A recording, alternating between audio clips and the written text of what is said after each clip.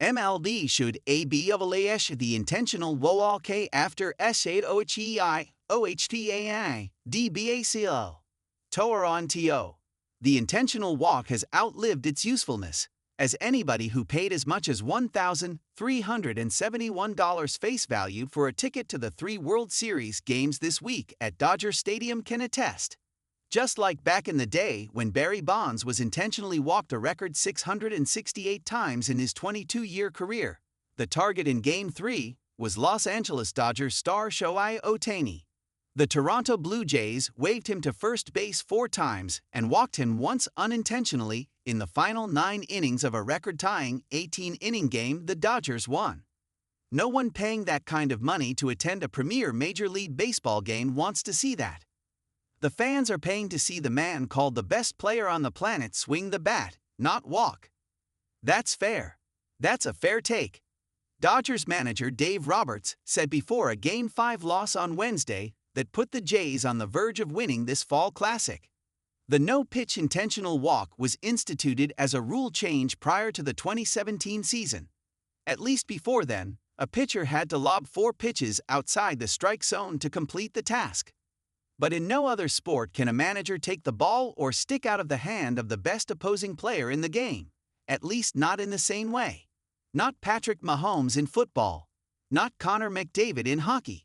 In basketball, you can try to intentionally foul a star 3-point shooter like Stephen Curry, but he still has the chance to attempt a shot before being touched by a defender. And even if he's hacked, he still gets to shoot from the foul line. In baseball, you can take the bat out of the best player's hands, be it Ohtani or Aaron Judge, who set the American League record with 36 intentional walks this season for the New York Yankees.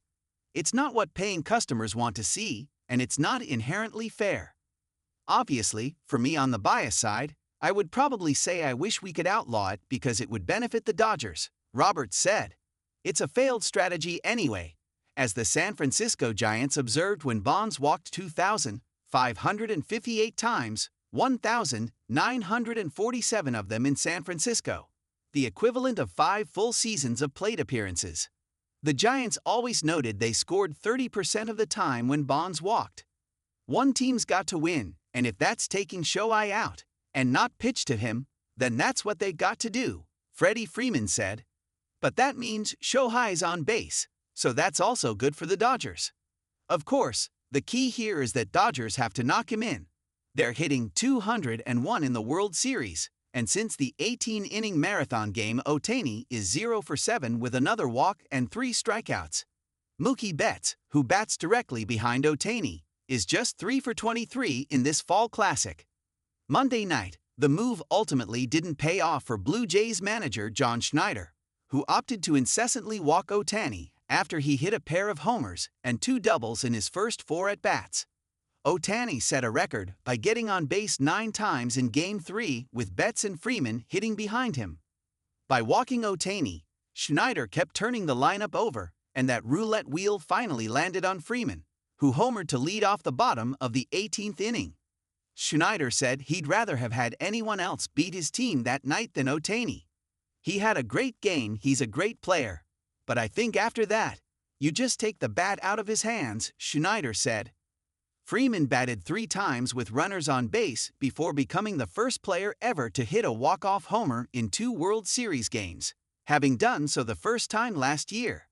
In the 13th inning Monday night, Schneider walked both Ohtani and Betts intentionally to load the bases with 2 outs and pitched to Freeman, who hit a fly ball to the warning track in center field. Then it happens with no one on, Freeman said. That's the way the game works sometimes.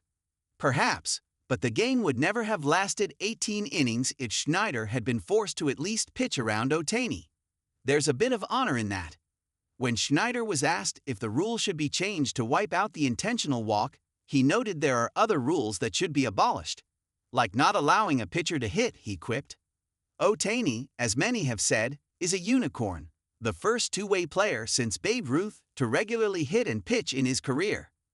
Unlike Ohtani, that ended for Ruth when he was sold in 1919 at 24 years of age to the New York Yankees.